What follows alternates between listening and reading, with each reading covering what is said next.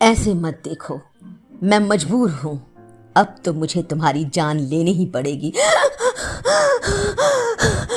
मेरी जान खतरे में है। ये खतरा एक ऐसे आदमी से है जो चीफ मिनिस्टर बनने की धुन में पागल हो चुका है। अब मैं कुछ नहीं कर सकता। शकुंतला का रोल गया तुम्हारे हाथ से, तो क्या रोल पाने के लिए बिस्तर में घुस जाती? रोल के लिए ये सब करना पड़ता है सोनी। एक तरफ मुझसे शादी करना चाहते हो। लिसन, शादी करने का वादा किया था मैंने किसी जमाने में। मेरे पेट में तुम्हारा बच्चा है। अगर तुमने मुझसे शादी नहीं की तो ये बात मैं दुनिया को चीख चीख कर बताऊंगी। फिर देखती हूँ कैसे बनते हो तुम chief minister. Hotel Pahalgam Bombay से यहाँ शूटिंग करने आया है एक फिल्म यूनिट, और उसी यूनिट में एक मर्डर हो जाता है। कहाँ होता है ये मर्डर? हाउस बोट में। कैसे होता है? गला घोंटकर। किसने किया? रहस्य और रोमांच से भरी फिल्म खामोश। फिल्म की को आर्टिस्ट सोनी राजदान की रहस्यमयी मौत हो जाती है, लेकिन पुलिस सुसाइड समझकर केस बंद कर देती है। तभी एंट्री होती है नसीरुद्दीन शाह की। पहले उसे पुलिस सीआईडी समझ लेती है। शुरू कर देते हैं छानबीन, लेकिन ये क्या, सीआईडी को ही गिरफ्तार? खेल तो अभी शुरू हुआ है। पता चलता है नसीरुद्दीन कोई और नहीं, एक सेना अधिकारी और साथ ही सोनी राजदान का भाई है। पुलिस उसे छोड़ देती है। नसीरुद्दीन शाह शबाना से मदद मांगता है। शबाना को याद आता है सोनी अपने डायलॉग्स जोर जोर से पढ़ रही थी, लेकिन डायलॉग्स तो हिंदी में थे। उसने सुना था कि सोनी चिल्ला रही थी, help help, don't kill me, don't kill me. तभी मामला सुलझने लगता है। सोनी ने आत्महत्या नहीं की, सोनी का मर्डर हुआ था। शक की सुई क्रू मेंबर सुषमा सेठ मिसेस भाल पर, जो लालच में अपनी बेटी को किसी भी हाल में हीरोइन बनाने के लिए किसी भी हद तक जा सकती है। उसके बेडरूम से मिलता है सोनी का एक ईयर रिंग। क्या मिसेस भाल है उसकी कातिल? लेकिन मिसेस भाल ने तो देख लिया है कातिल कौन है। जी हाँ दोस्तों, फिल्म प्रोड्यूसर अजीत वाछानी, मिसेस भाल ने अजीत को सोनी की लाश पेड़ पर लटकाते हुए देख लिया था और करने लगी थी ब्लैकमेल। क्या अजीत ही है खूनी? जानते हैं दोस्तों। वेलकम टू आरपीज वर्ल्ड, मेरी आवाज सुनो। ये क्या, मिसेस भाल का भी हो जाता है उसी हाउस बोट पर मर्डर। रस्सी से बेरहमी से एक के बाद एक। नसीरुद्दीन शाह, जिसे मिसेस भाल से उम्मीद थी कि कोई तो सुराग मिल जाएगा, लेकिन उससे पहले ही इधर फिल्म की शूटिंग जारी है। अमोल पालेकर, शबाना आजमी, डायरेक्टर सदाशिव अमरापुरकर, वीरेंद्र सक्सेना, पंकज कपूर, प्रोड्यूसर का भाई कुक्कू ड्रग एडिक्ट। उसकी नजर भी सोनी पर थी।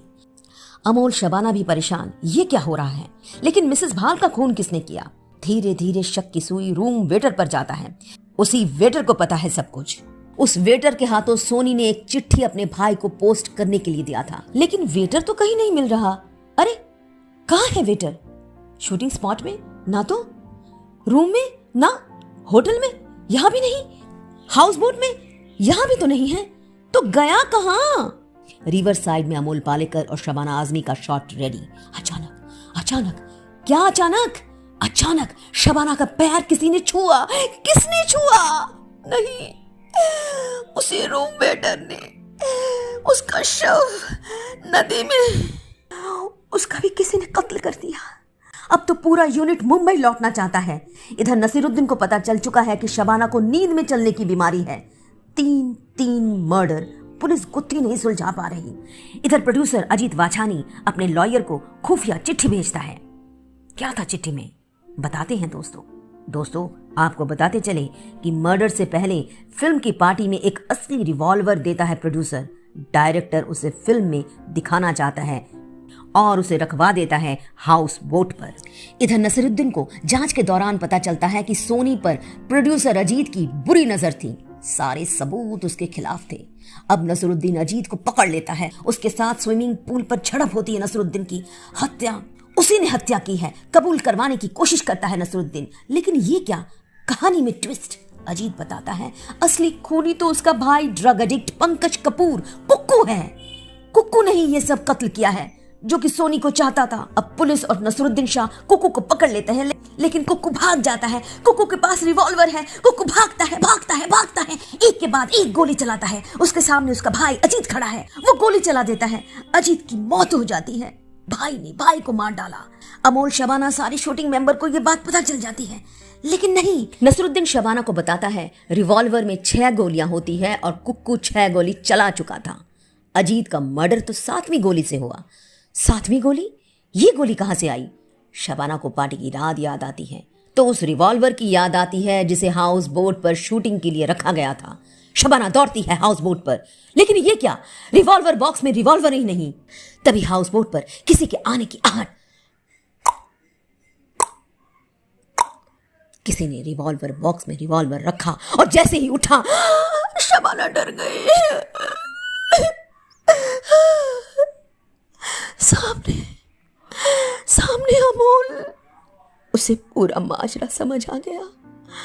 अब शबाना अमोल की गिरफ्त में। ऐसे मत देखो, मैं मजबूर हूं। अब तो मुझे तुम्हारी जान लेनी ही पड़ेगी। मैंने ही सोनी को मारा, लेकिन वो साला हरामी भी वहां पहुंच गया था। यानी प्रोड्यूसर अजीत वाछानी दयाल ने अमोल पालेकर को मर्डर करते हुए देख लिया था। दयाल से मैंने कहा, इलेक्शन हो जाने के बाद वो जो चाहे मैं उसे दूंगा। वो मेरी मदद करने को तैयार हो गया। हम दोनों सोनी की लाश पेड़ पर लटकाने के लिए ले गए, जहां खुदकुशी का सीन फिल्माया गया था। दोस्तों, मैंने पहले ही बताया था, प्रोड्यूसर अजीत वाछानी दयाल ने अपने लॉयर को एक खुफिया चिट्ठी लिखी थी। उस चिट्ठी में उसने अमोल पालेकर का पूरा कच्चा चिट्ठा लिखा था और वो चिट्ठी नसरुद्दीन शाह के हाथ लग जाती है तो नसरुद्दीन शाह हाउस बोट की तरफ भागता है। उस चिट्ठी में लिखा था, मिसेस भाल ने मुझे देख लिया था, अमोल को नहीं। मिसेस भाल ने ब्लैकमेल करना शुरू कर दिया था। अमोल ने मुझे मिसेस भाल को बोट हाउस में भेजने को कहा और मैंने वही किया। वहां भी मिसेस भाल का वही हश्र हुआ। अमोल पालेकर शबाना को बताता है, अब तो ये सब करने में मुझे मजा आने लगा था। मैंने वेटर गुलाम हसन को भी मार दिया।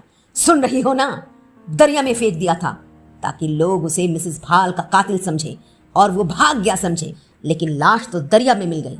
तब मैंने एक नई तरकीब सोची। क्या थी तरकीब? उस चिट्ठी में लिखा था, अजीत वाछानी दयाल को उसके भाई कुक्कू को फंसाने के लिए कह रहा था अमोल। अमोल कहता है, अकेला वो ही जानता था मेरी सच्चाई, इसलिए उसे तो मुझे खामोश करना ही था। सातवीं गोली मैंने चलाई और मुझे अब तुम्हारी जान लेनी पड़ेगी शबाना। अमोल शबाना की जान लेने जाता है। डरो मत शबाना, कोई तकलीफ नहीं होगी, सीधे स्विमिंग पूल में फेंक दूंगा।